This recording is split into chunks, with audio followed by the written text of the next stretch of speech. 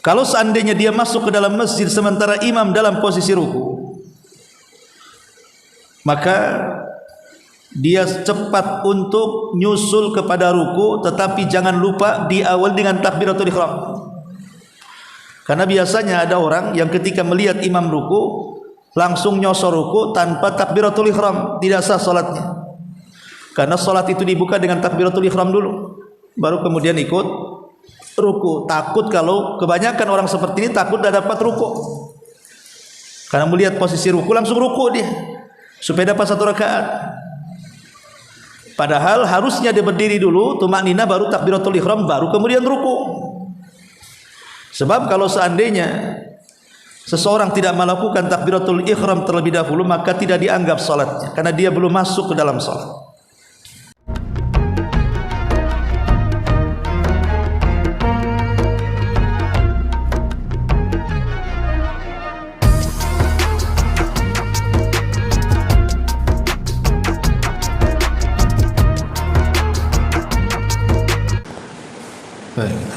Bismillahirrahmanirrahim. Assalamualaikum warahmatullahi wabarakatuh.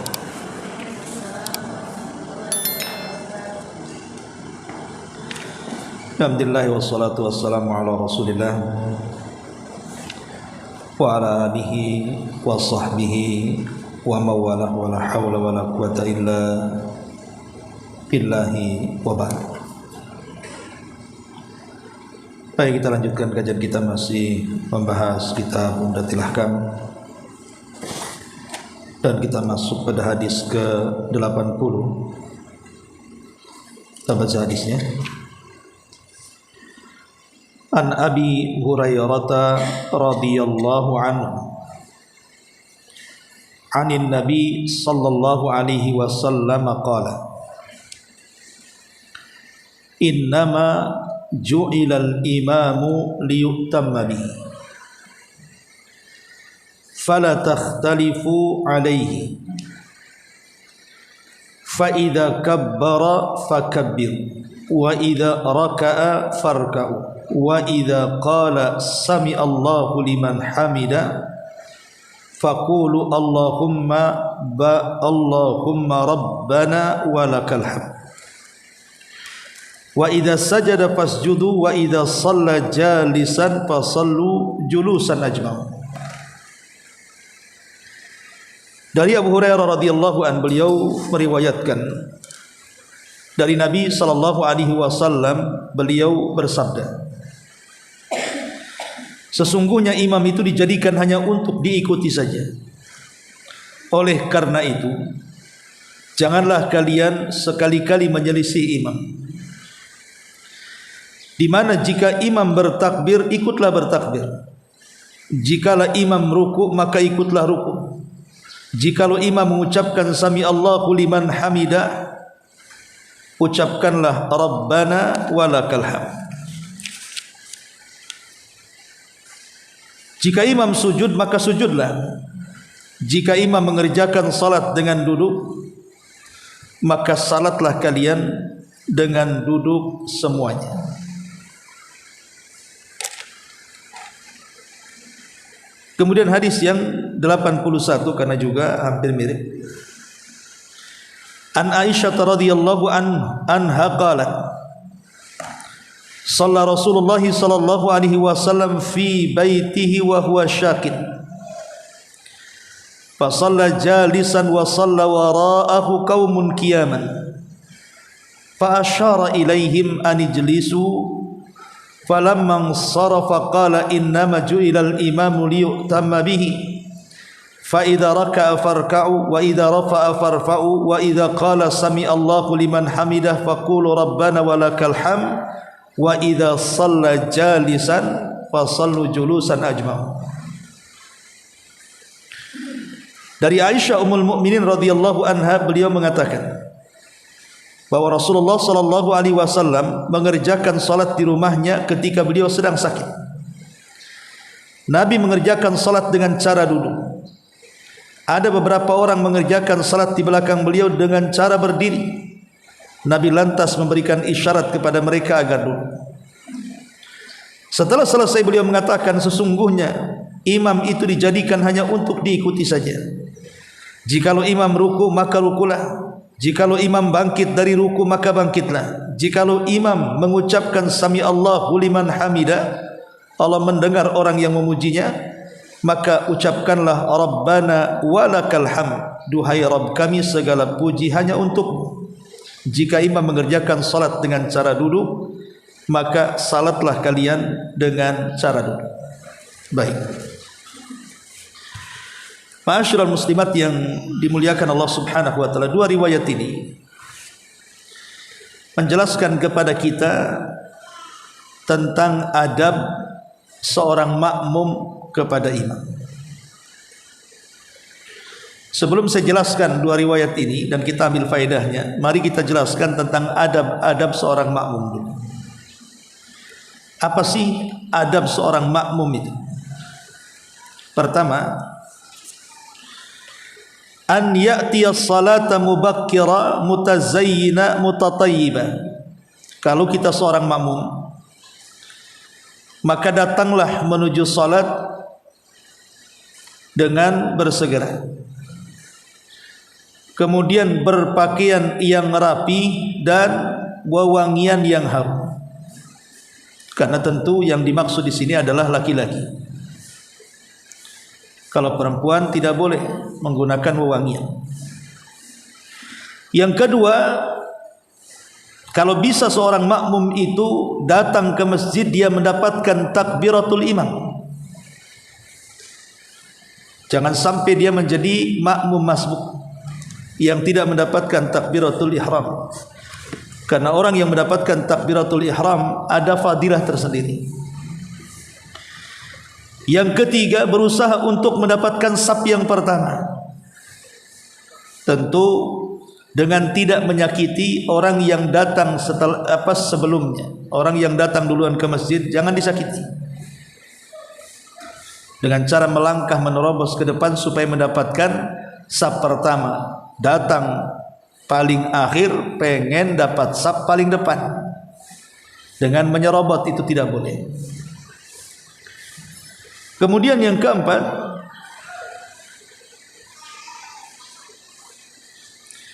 berusaha untuk menghilangkan hal-hal yang bisa mengganggu salat. Seperti umpamanya handphone sengaja tidak dimatikan.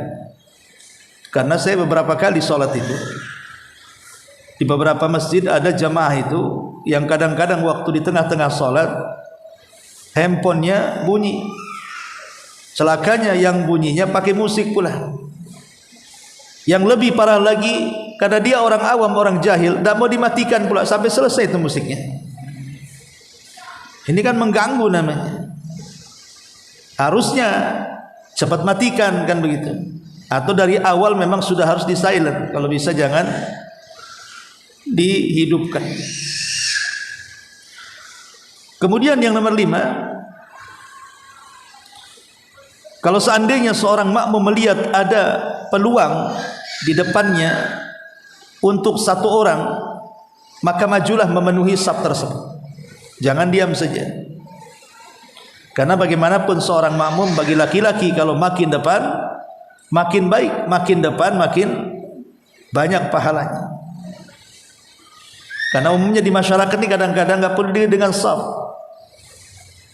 Terutama orang-orang yang sudah gemar pakai sajadah. Kadang-kadang yang nempel bukan kakinya, ujung sajadah dengan sajadah saudaranya. Jadi disuruh rapatkan safnya, malah kemudian merapatkan sajadahnya. Berarti tidak paham instruksi imam dia. Rapatkan saf, sajadah pula dirapatkan. Kemudian yang keenam, kalau seandainya dia sudah masuk ke dalam masjid dan imam sudah mulai salat, maka jangan banyak bicara. Pamannya sengaja menerima handphone dulu, atau dengan menyibukkan perkara-perkara dunia yang lainnya. Harusnya kalau sudah masuk masjid, imam sudah takbir, segera ambil saf takbir, mengikuti takbirnya imam. Ini yang harus dipahami.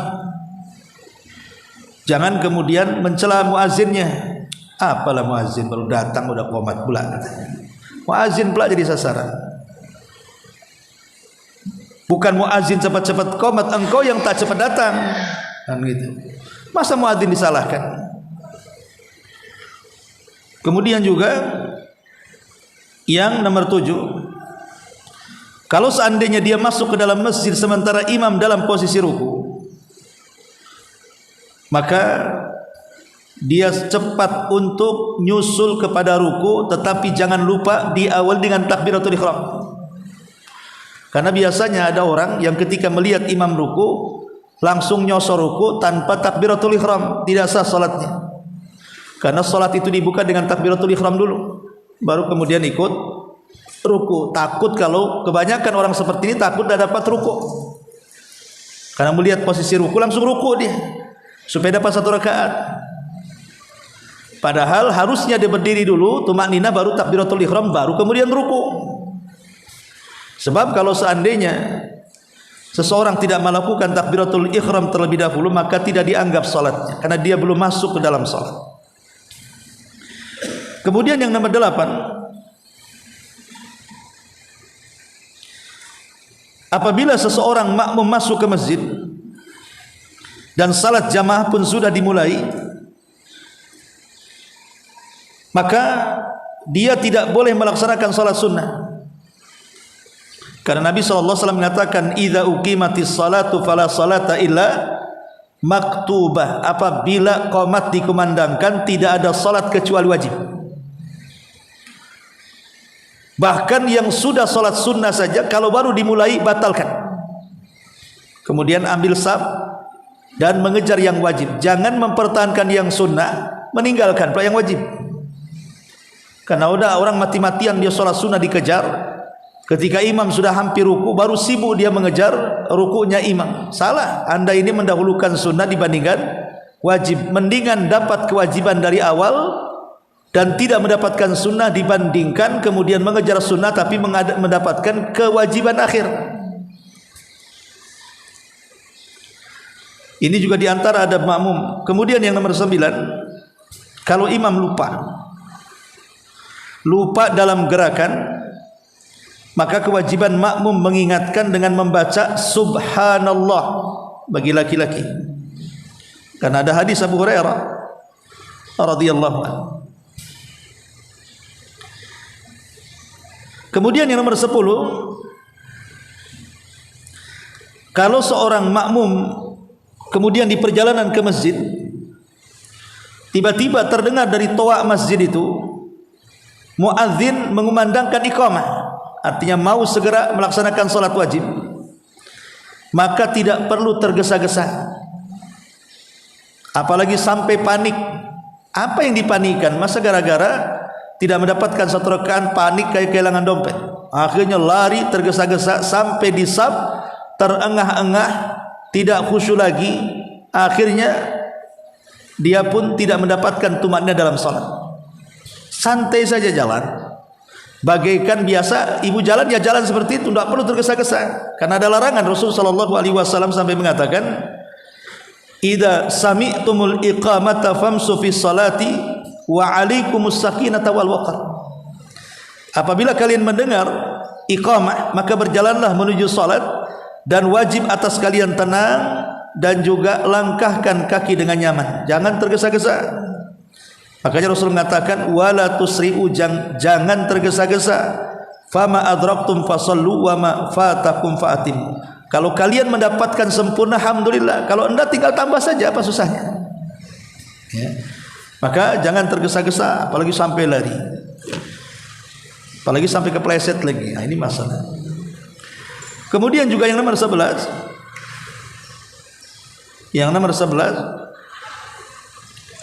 tidak boleh seseorang itu melakukan ruku sebelum masuk di saf. Memang ada hadis Abi Bakrah yang ruku dari pintu masjid berjalan sampai ke saf. Itu ijtihad sahabat. Ada seorang sahabat namanya Abi Bakrah radhiyallahu anhu. Ketika masuk ke dalam masjid lewat pintu, dia melihat Rasul dan para sahabat sedang ruku. Karena takut dia tidak mendapatkan ruku, dia sudah takbiratul ihram dari pintu. kemudian langsung ruku sambil jalan, kemudian dapatkan di saf para sahabat yang paling belakang. Selepas salat Nabi SAW kemudian menoleh ke belakang, karena bagaimanapun Rasul itu punya mukjizat, sanggup melihat ke belakang seperti pandangan ke depan. Jadi Nabi mengatakan, siapa tadi itu yang ruku sambil jalan tuh? Maka sahabat Abi Bakrah mengatakan, saya wahai Rasul. Maka Rasul mengatakan, zadakallahu hirsan, semoga Allah menambah kesemangatan dalam ibadah. Wala ta'ud, tapi jangan kau ulangi. Kalimat jangan kau ulangi ini, ada yang mengatakan maksudnya jangan kau ulangi solatnya, berarti rukunya dianggap dapat 1 rakaat, tidak perlu ditambah lagi. Atau maksudnya jangan kau ulangi ruku sambil jalan tuh. Ada 2 kemungkinan maknanya. Maka kalau seandainya mendapatkan imam sedang ruku, ya sudah, hampiri safnya, kemudian takbiratul ihram. Kalau mereka sudah takbir intikal ke i'tidal, kita dapat mendapatkan ruku, kan ada masalah. Apa masalahnya? Berarti kan kurang 1 rakaat, tinggal nambah nanti. Itulah mudahnya syariat Islam. Kemudian juga yang nomor 12, tidak boleh seorang makmum apabila sudah ditegakkan salat, sudah ditegakkan iqamah daripada salat, berdiri keluar, kecuali dia harus ikut salat berjamaah di masjid. Karena ada larangan di mana Nabi SAW melarang tidak boleh keluar setelah qomat dikumandangkan. Dahulu ada seorang laki-laki menemui Sa'id ibn Musayyib, seorang pemimpin para tabi. Sa'id ibn Musayyib ataupun Imam Malik, antara 2 orang ini, meminta izin untuk berangkat umrah. Dan teman-temannya sudah mulai duluan jalan. Kebetulan ketika dia meminta izin atau meminta doa kepada ulama ini, qomat sedang dikumandangkan, azan dikumandangkan. Maka tiba-tiba orang ini ingin menyusul. Maka dinasihati, jangan, Rasul melarang kalau setelah azan kau keluar dari masjid, kecuali kau sholat jamaah. Oh, tidak apa-apa, nanti saya sholat di jalan, nanti kalau itu saya ketinggalan, dan macam-macam alasan. Akhirnya kemudian sang alim ini terpikir pasti akan terjadi masalah dengan orang itu, karena dia menentang perintah Rasul. Betul, di tengah jalan dia jatuh dari untanya karena menentang perintah Nabi SAW. Arti kalau sudah azan apalagi qomat, tidak boleh keluar sholat di situ. Ini juga diantaranya. Nomor 12, nomor 13, boleh seorang makmum itu menyampaikan suara imam kalau ada kebutuhan, seperti pas listrik mati, orang belakang nanti nggak dengar takbirnya, maka boleh makmum menyambung suara supaya makmum yang paling belakang tahu kondisi di depan. Kayak biasa kan di Mekah kayak gitu ya, kalau sholat tarawih itu Allahu Akbar, nanti Allahu Akbar di belakangnya kan, itu namanya nyambung suara kalau ada hajat dan kebutuhan. Tapi kalau hanya 2 orang saja, jangan bahasa tarik-tarikan suara. 2 orang atau 3 orang atau hanya 1 sampai dengarlah kan gitu. Kemudian juga yang nomor 14, kalau seandainya imam ini telat datang, kalau seandainya imam telat datang dan telatnya cukup panjang gitu ya, orang udah selesai sholat, kita nunggu imam aja datang-datang, maka boleh seorang makmum memilih makmum terbaik untuk menggantikan. Karena orang yang datang ke masjid sholat jamaah ini kan macam-macam dalam pikiran mereka itu. Ada yang terburu-buru karena ingin pergi kemana, ada yang sakit pengen ke rumah sakit, ada yang macam-macam lah istilahnya. Maka jangan memberatkan makmum.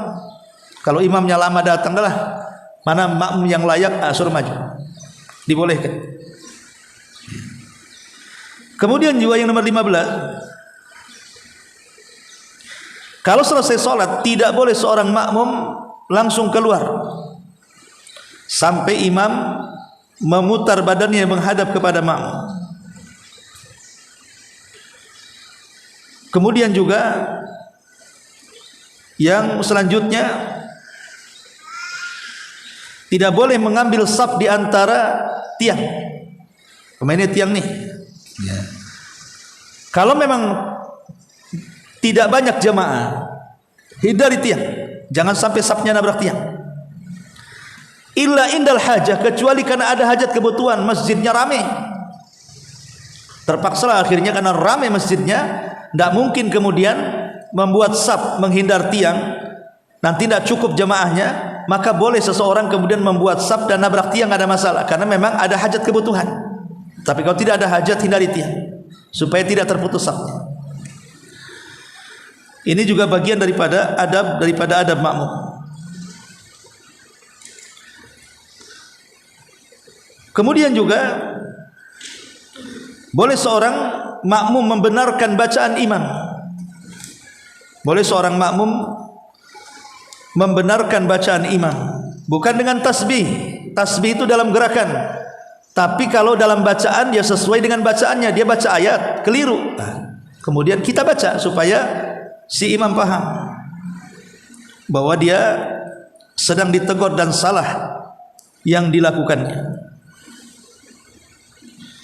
Ma'asyiral muslimat yang dimuliakan Allah Azza wa Jalla, dan banyak lagi tentang adab-adab daripada makmum. Baik, kita masuk pada dua riwayat ini. Dua riwayat ini menjelaskan kepada kita tentang seorang makmum itu harus mengikuti gerakan imam. Dalam hal ini ada 4 kondisi yang harus dipahami tentang seorang makmum saat mengikuti gerakan imam. Kurang lebih 5 kondisi, dan berbeda satu hukum dengan hukum yang lain. Kondisi yang pertama, haram. Kapan kondisi itu diharamkan? Ketika seorang makmum mendahului imam. Imam belum ruku, makmum pula sudah ruku. Imam belum sujud, dia pula paling duluan sujud. Imam belum salam, dia sudah sampai rumah, sudah pulang. Nah, ini namanya mendahului imam dalam gerakan, tak boleh, haram. Ya, tidak boleh mendahului imam. Kalau imam belum ruku, jangan ruku. Imam belum sujud, jangan sujud. Jangan imam belum ruku sudah ruku. Imam belum salam, dah salam, dah kabur duluan. Yang kedua, makruh. Kapan kondisi makmum itu berhukumnya makruh?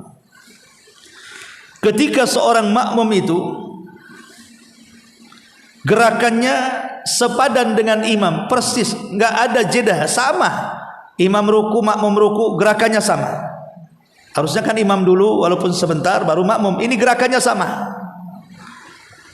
Maka menyamakan gerakan dalam solat dengan imam, ulama mengatakan fayuqrahul lil ma'mumi an yuwafiqa imamah. Makruh hukumnya bagi makmum untuk menselaraskan gerakan-gerakan bersama imamnya fi af'ali salati, pada perbuatan-perbuatan salat. Dan terkhusus pada takbiratul ihram, bukan makruh tapi haram. Kalau imam takbiratul ihram kita sama-sama takbiratul, ini haram. Sepakat. Maksudnya selain takbiratul ihram itu makruh. Ini yang kedua. Yang ketiga, makruh juga ta'akhur. Fayukrahu lil ma'mum an yata'akhara an mutabati imamihi fi af'alis salati. Seseorang sengaja melambat-lambatkan ketika mengikuti imam. Imam sudah ruku lama sekali. Ketika dia hendak bangkit, tinggal sedikit lagi dia mau i'tidal, baru ruku dia. Dikhawatirkan orang yang memperlambat seperti ini nanti terjebak lewat 2 rukun, jadi batal salatnya. Maksudnya terjebak 2 rukun itu, imam dah dikit lagi i'tidal nih. Dari rukun nih mau bangkit begini, baru kemudian kita ruku, sibuklah kita ini baca subhana rabbiyal azim. Akhirnya imam sudah i'tidal langsung ke sujud, kan 2 gerakan dia hilang. Itu bisa batal salat. Ya, maka jangan sampai kemudian seorang makmum melambat-lambatkan gerakan. Ustaz, masalahnya imamnya ngebut, lihat ngebutnya sampai mana giginya tuh, 100 ke 60. Artinya lihat ngebutnya. Kalau masih bisa kita ini membaca, walaupun hanya 1 bacaan, ikut. Karena yang wajib kan 1 bacaan, ataupun 2 kali terulang subhana rabbiyal a'la atau subhana rabbil azim itu kan kedua ketiga kan sunnah, yang wajib kan satu. Tapi kalau sama sekali tidak bisa diikuti, bagus, turun masjid, cari masjid lain. Kemudian yang keempat, kondisi yang keempat,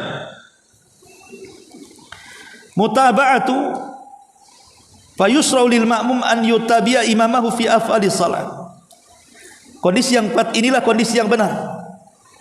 Ittiba, mengikut contoh yang diajarkan Nabi SAW, artinya disyariatkan kepada makmum untuk mengikuti imamnya dalam setiap salat, tidak dilambat-lambatkan, tidak dalam kondisi setara atau melebihi sebelum imam.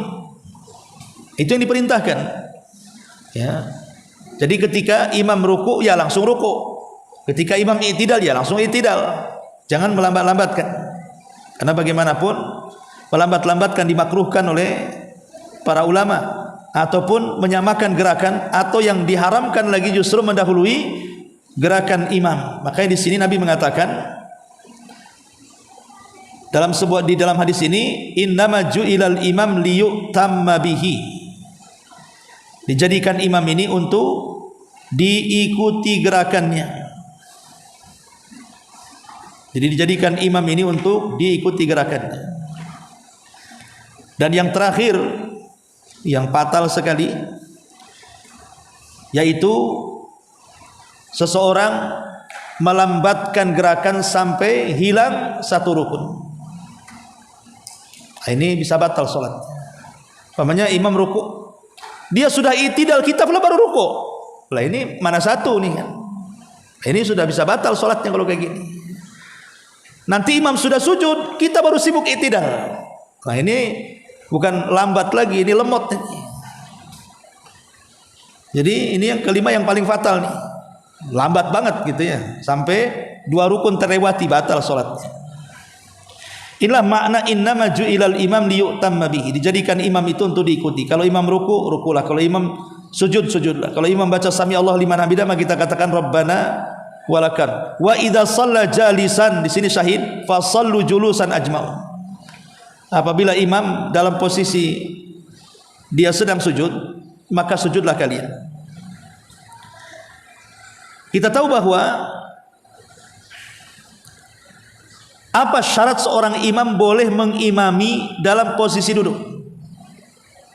Pertama, imamnya harus imam rawatib. Memang imam yang ditunjuk masjid dia jadi imam. Kalau imamnya bukan imam rawatib, umpamanya orang safar, ada musola, nggak ada penunjukan imam rawatib di musola itu. Jangan pula orang yang sedang setruk di kursi roda jadi imam, ya, karena dia bukan imam rawatib, harus imam rawatib. Yang kedua, posisi dia boleh duduk, sholat duduk itu kalau sakitnya masih diharapkan kesembuhannya. Itu sakitnya temporary aja, kebetulan asam urat, kan. Kemudian ya paling seminggu dua minggu biasa sembuh, bisa berdiri lagi, maka boleh dia mengimami dengan duduk. Tapi kalau dia permanen, cacatnya permanen, memang dia duduk terus tidak bangun-bangun, maka orang seperti ini nggak boleh jadi imam. Walaupun Rasul pernah menyolati dalam posisi jadi imam dan dia duduk. Itu yang dijadikan syarat para ulama. Bolehnya imam duduk, pertama memang dia orang situ dan menjadi imam rawatib. Yang kedua, sakitnya harus dilihat apakah sakitnya permanen atau temporary saja. Kalau sakitnya tidak permanen, masih diharapkan kesembuhannya, boleh. Karena satu ketika dia akan berdiri. Tapi kalau permanen, tidak layak jadi imam. Karena bagaimanapun syarat dari berdiri ketika sholat itu bagian daripada rukun, kecuali sholat sunnah, ya. Ini yang harus dipahami. Kemudian yang harus dipahami juga tentang masalah ini, kata Imam Ibnu Qudamah rahimahullahu ta'ala dalam kitab Al-Mughni, dia mengatakan, al-mustahab lil imam idza marid wa ajaza anil qiyam an yastakhlif li'anna an-nas ikhtalafu fi sihhati imamati. Tetapi bagi imam, seandainya saya jadi imam rawatib nih di masjid ini dan saya tidak bisa berdiri karena asam urat saya lagi kumat, maka sebaiknya imam jangan memaksakan diri jadi imam. Sebaiknya dia memilih di antara sekian makmum untuk menggantikan dia. Kenapa? Karena memang posisi solat duduk di dalam solat wajib itu dipermasalahkan sah dan tidaknya. Maka harus dipahami, jangan mentang-mentang imam egois, pokoknya harus aku, mau duduk, mau baring, mau apa terserah. Nah itu langsung dipecat imam kayak gini. Tetapi harus dipahami juga kata para ulama, lihat posisi imam ini ketika memulai solat. Kalau dari awal solat dia sudah duduk, makmum duduk. Memang dari awal takbiratul ihram sudah duduk, makmum duduk. Tapi kalau duduknya imam itu terjadi di pertengahan, namanya satu rakaat pertama berdiri sanggup, rakaat kedua tak sanggup, roboh dia, akhirnya duduk, maka makmum tetap berdiri. Paham di sini ya? Ya, jadi posisi makmum itu kapan dia duduk bersama imam, kapan dia berdiri bersama imam, ketika lihat permulaan imam itu. Jadi kalau seandainya ibu sholat sama suami di rumah, menemani suami yang lagi sakit, lihat suami ini ketika takbiratul ihramnya dia berdiri atau tidak. Kalau dia berdiri, berarti ibu tetap berdiri sampai selesai. Tapi kalau dari mulai sholat suami sudah duduk, ibu ikut duduk. Ibu ya, itu diantara adabnya. Adab kapan seorang makmum ikut duduk dan kapan berdiri depan imam dulu. Ini juga diantara faedah dari wa idza shalla jalisan fasallu julusan ajma'u. Wallahu alam. Saya kira ini yang bisa dipahami dari hadis ini. Baik. Sebelum saya tutup, kalau ada yang bertanya silakan.